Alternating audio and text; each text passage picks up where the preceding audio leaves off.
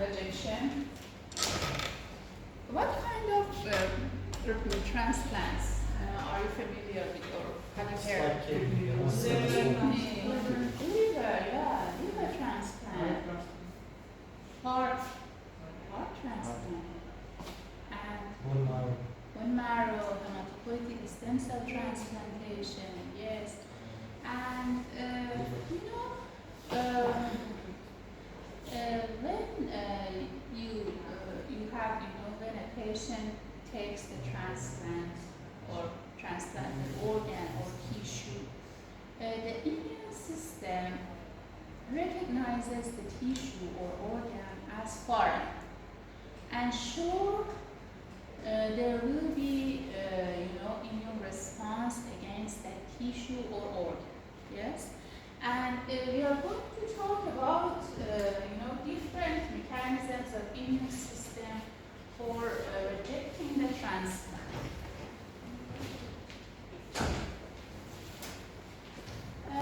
Both humoral immunity, I mean B cells, antibodies, and cellular immunity, T cells, can act against the transplanted organ. Okay? And when in the same species, a person takes transplant from another person, it is called allograft. Okay? And the antigens of that grafted organ are called alloantigens. Okay? So our immune system recognizes those alloantigens and acts against those antigens by the way of humoral or cellular immunity. Okay? And in the last session with Dr. Pathology, you learned about MHC molecules or HLA. Yes? HLA molecules are highly polymorphic and different between people, even between brothers and sister siblings. Yeah? Except in identical genes, which are the same. Okay? So, most of the times, the immune system is activated against HLA molecules. And those are the most important alloantigens in the grafted organ or tissue. Okay? And after transplantation, the T cells of the receiver recognizes the antigens of the donor in the organ and acts against it. The recognition, or I can say the presentation of the antigens, the alloantigens or allogenic antigens of the graft to the recipient may be directly by graft APCs or sometimes indirectly by the host APCs. And the act of immune system may be in the form of, for example, CD8 positive T cell activation, which are CD8 positive T cells or cytotoxic T cells. And mostly in the acute forms because they act sooner. In the acute forms, we have CD8 positive cytotoxic T cell activation, and in the more chronic form, you have activation of CD4 positive T helper cells, which produce cytokines and cause inflammation. We have three different types of rejection: hyperacute rejection, acute rejection, and chronic rejection. Hyperacute rejection is very rare nowadays because before the transplant, the physician tries to find HLA-matched donors. Okay? But in the past, when this was not done, hyperacute rejection was seen. How is hyperacute rejection? Hyperacute rejection occurs immediately after transplantation. Immediately after transplantation and after, the circulation of the transplanted organ is established, it starts. And immediately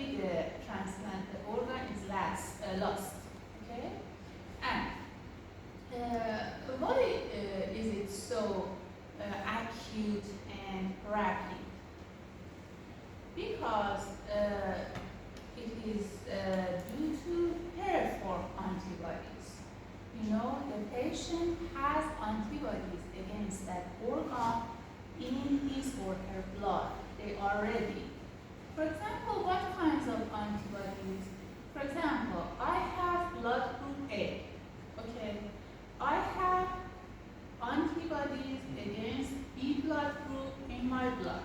Yeah, and the transplanted organ is from a patient, a person, a donor with B blood group. Okay, so I have antibodies against the antigens in my serum, in my blood, and immediately after the transplant, I will show signs of hyperacute rejection. So, by piriform antibodies, which are specific for antigens on the graft endothelial cells, for example, blood group antigens, or sometimes, for example, if I have had transfusions, or for example, pregnancies, I have antibodies against HLA. Okay, and if the graft has the same HLA antigens, I will, reject it in the hyperacute form. Okay, so can anybody tell me briefly what hyperacute rejection is? It is due to the antibodies present in the blood group. Yes, piriform antibody. For example, against what? Against a specific blood group like Blood group, Antigen. or HLA, because the patient has history of, for example, organ transplant or transfusion of blood or blood products, or for example, pregnancies, yeah? And that is called hyperacute rejection. But as I told you, it is very rare nowadays, okay? In this picture, you see, this is the vessel and endothelial cell, and you see there are some, it is there are some antigens present on the endothelium of the vessel of the transplanted organ, and the patient has antibodies against these antigens, so there will be immune reaction, we will have complement, and we will have damage to endothelium and inflammation and thrombosis of the vessel, and we will lose the transplanted organs soon. Okay? About acute rejection. Acute rejection occurs within days to weeks after transplantation. Okay? And sometimes, for example, a patient has taken a transplanted organ and is under immunosuppressive medication therapy, and after, for example, some years, the physician starts to taper the immunosuppressive medications, and then the patient will have acute rejection. Okay, so in both these situations, we will have acute rejection. Acute rejection may be mediated by T cells or antibodies. For example, we have acute cellular rejection. In acute cellular rejection, you may have cytotoxic T cells or CD4 positive T cells that produce cytokines and induce inflammation. And also, sometimes T cells act against the vessels of the graft. For example, in this picture, you see cytotoxic T cells that directly kill the parenchymal cells of the graft. Or sometimes you have activation of CD4 positive T cells that produce cytokines and cause neutrophil recruitment, and there will be inflammation and damage of the grafted organ. And sometimes we have acute antibody mediated or vascular or humoral rejection. And in this form we have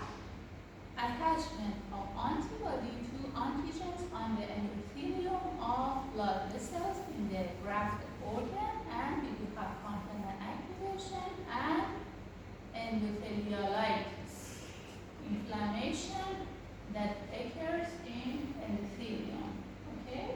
And is it important to differentiate acute cellular versus humoral rejection? Yes, it's very important because the treatment is different. Okay? And sometimes we have patients that are suspicious of acute rejection, and emergently a kidney needle biopsy is sent to pathology laboratory, and we examine the tissue by H&E stain and also by immunohistochemistry stain, and we look for complement. Okay, and if we find a complement the position C4B, we will say that we have a humoral rejection, and the treatment is completely different. So it is an emergency in pathology to evaluate kidney biopsies from transplanted kidneys. Okay, and about chronic rejection. Chronic rejection occurs after months or years, and it is a progressive process. And like all the progressive and chronic processes in inflammation, there will be what? Graft. Fibrosis. Yeah, there will be interstitial fibrosis and narrowing of blood vessels of the graft, and it is called graft arteriosclerosis. For example, what we see here is proliferation of intimal smooth muscle and fibrosis, and there will be vascular occlusion. Okay? And okay, in rejection, our immune system acts against the transplanted antigens, oral organs. We have something opposite: graft versus host disease. Graft versus host disease is when the graft attacks all antigens. And why does this occur? Graft versus host disease. When, for example, especially in hematopoietic stem cell transplantation, when the donor is immunocompetent and the receiver is immunocompromised. Okay? And the T cells in the donor detect the recipient antigens as foreign and attack them. Okay? And there will be symptoms affecting the skin, GI system, and other parts of the body, and this is called graft versus host disease. So we have rejection and graft versus host disease. Need some rest? No, you're all fresh. Need rest? No, fresh. Okay, I will talk a little about immune deficiency syndromes, and then we will leave, and tomorrow again we will talk about the rest of immune deficiency syndromes and amyloidosis. Okay. We said that, for example, in some cases we have increased immune response, for example, in autoimmune diseases, or in allergies, or sometimes hypersensitivity reactions to infections, yeah? And sometimes the opposite takes place, and we have immunodeficiency syndromes. Okay? Immunodeficiency syndromes may be primary or secondary. The primary ones are inherited genetic diseases. Okay? And they take place by mutations in different genes that are important in development of B cells and T cells. Okay?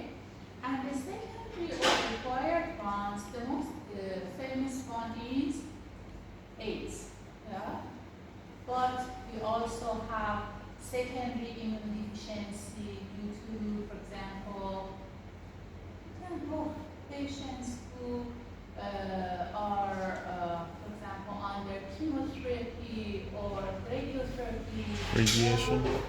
Yeah, or for example, patients with cancers which are metastatic to bone marrow. Yeah. Or for example, patients Leukemia. with, for Leukemia. example, leukemia which involves bone marrow and other cancers which involve bone marrow. So these are the examples of disorders that cause secondary immune deficiency. And how do immune deficiency disorders manifest? Increased infections. We have Fungal infections, viruses. Yes, increased infections or infections. Parasites. Infections with some kinds of microorganisms that do not cause disease in healthy people. And let me tell you something. People with immune deficiencies, primary immune deficiencies, are at increased risk for autoimmune disorders. Okay? And why? What is the reason? You search and tell me tomorrow. Okay? Why do patients with primary immune deficiencies are at increased risk for autoimmune disorders? You search and tell me tomorrow. Okay? Maybe they have self-reactive T cells and abnormal T cells there. Sorry? Maybe they have self-reactive T cells. Self-reactive T cells. Yes, they. Their body is actually not have, efficient in apoptosis of why abnormals. do they have it? Due to the problem in the process of tolerance, parental tolerance, central tolerance due to deficiency of the thymus, or due to absence of antibodies. Yes, yes, that's true. But search more and tell me. Okay.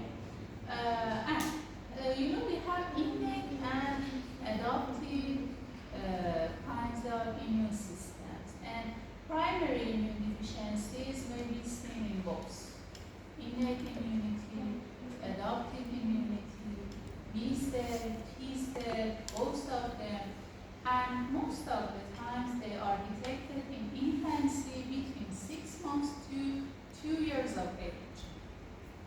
And they have recurrent infections. Why doesn't it show itself before 6 months? Because of the antibodies from the mother.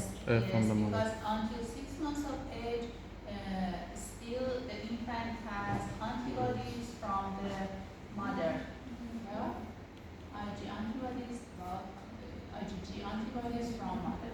Okay, what do you see in this picture?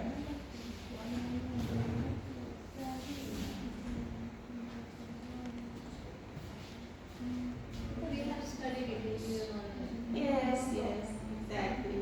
It is the progenitor stem cell, and after that proliferation of lymphocytes, different pathways, and the precursors of each cell is different. If we have deficiency in that precursor, the other cell will not form, and as a result, they have immune disorders. Yes, exactly.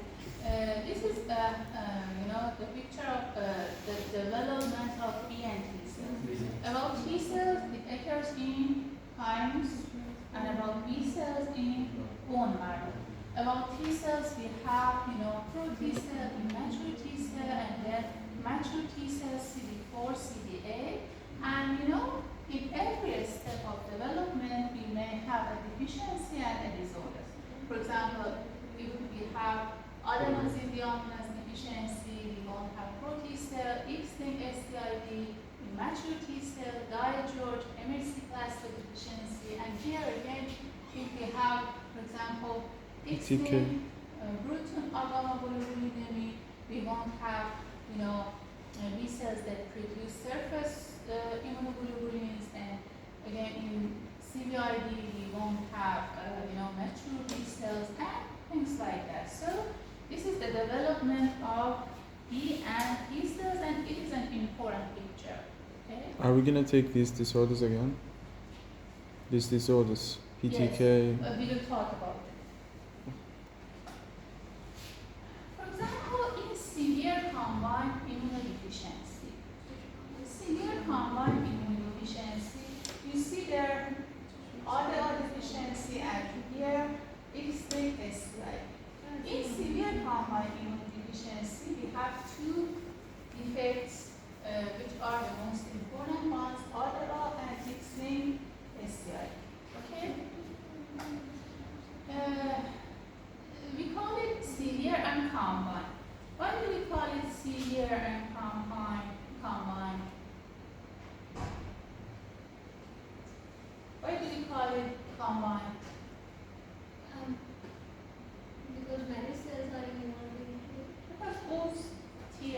B cells are involved.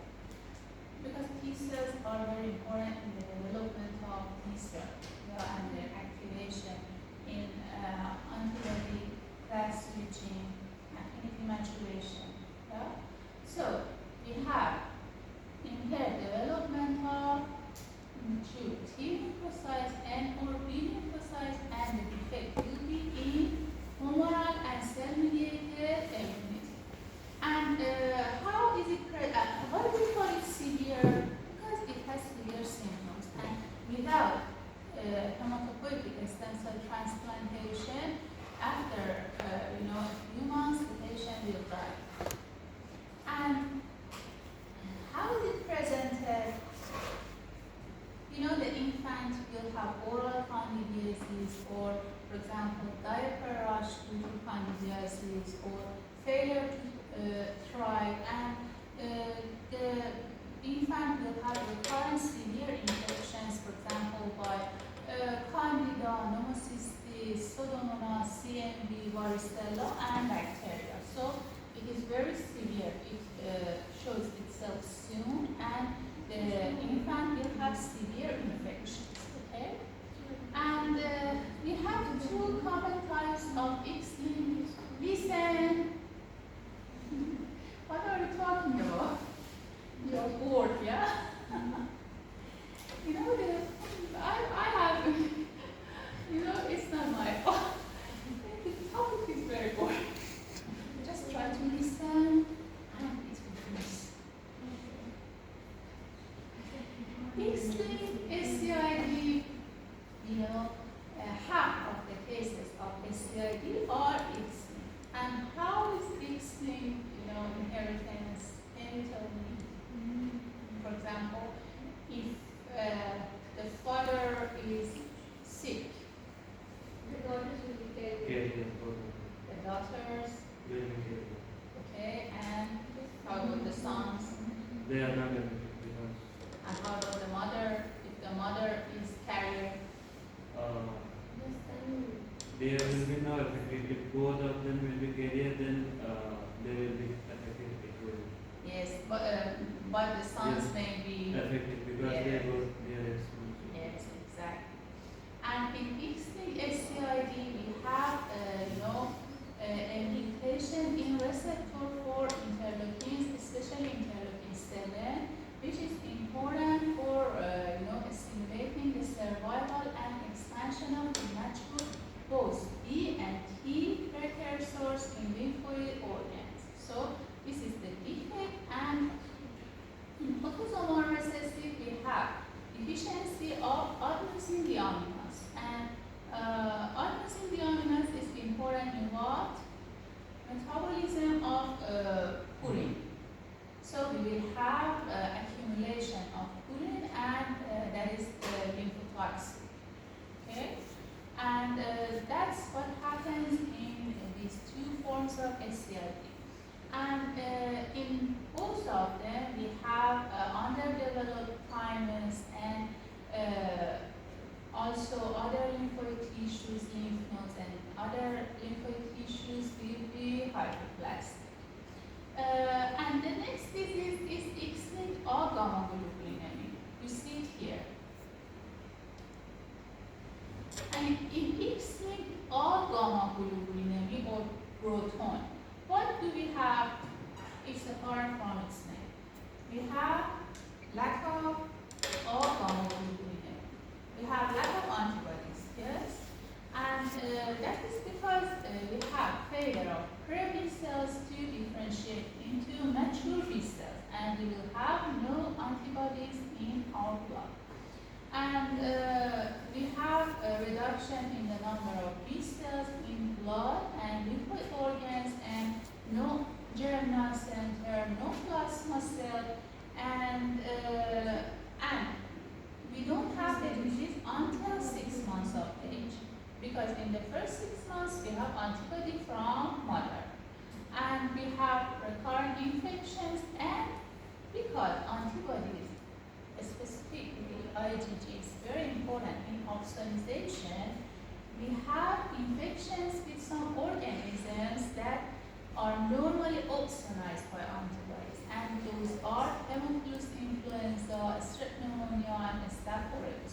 and also we have enteroviral infections, Giardia infections. Okay, the next one DiGeorge. is DiGeorge syndrome. What is DiGeorge syndrome?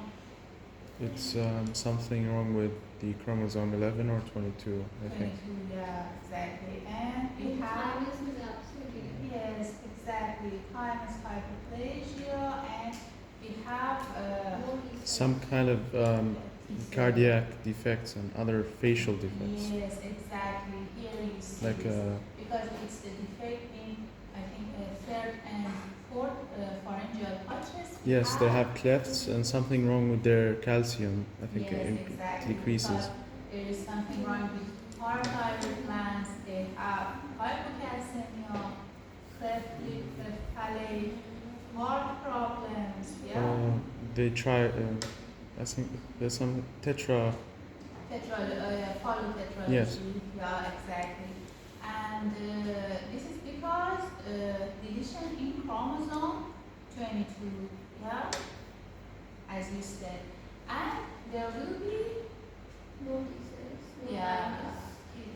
we will have no mature T cells because we have primary hyperplasia. And the next one is hyper IgM syndrome. Why do we have hyper IgM syndrome? Which one of the IgM antibodies get access other than IgG. yes, because IgM is the first one, and then we have class switching. Yeah. So we should have problem in class switching, yeah. And we know that for class switching, it is important to, for T helper cells, CD40 ligand to interact with CD40 on the surface of B cells. So the problem is with CD40. CD40, and sometimes also there is a problem with an enzyme called AID, which is an enzyme that edits DNA and is important for this class switch. Okay, so you may have XN4 mutation in CD40 ligand, or sometimes autosomal recessive mutation in this enzyme, and the result is you don't have IGs, recurrent infections, mostly pyogenic infections. Okay? Yes, and sometimes we have IgM antibodies which react with blood cells. We have anemia, thrombocytopenia, neutropenia, and things like that. Another form of immunodeficiencies is common variable immunodeficiency, which is the diagnosis of exclusion. It may occur due to different causes and sometimes unknown causes, and we should exclude other forms to establish a diagnosis of CVID. Okay? And it may be, it may present with hypogammaglobulinemia, with, for example, all classes, or sometimes only IgG. And in CVID, we have absence of plasma cells, and we may have immunodeficiency due to absence of antibodies. Okay, it may be presented with bacterial infections, herpes infections, and other kinds of parasitic infections. So I said that in CVID we have low level of antibodies. Okay, and in Bruton we also have no antibody. How do we differentiate these two?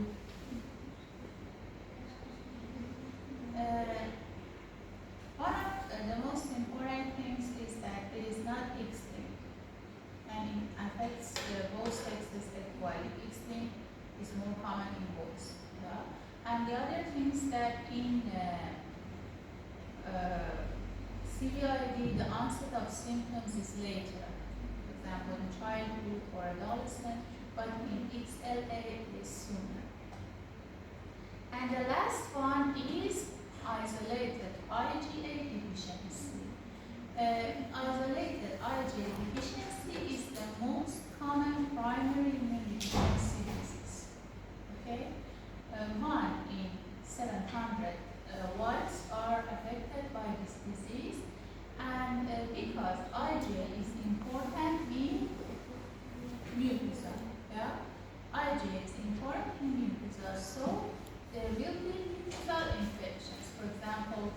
pulmonary infections, GI infections, for example, diarrheas, or for example, sinusitis, or for example,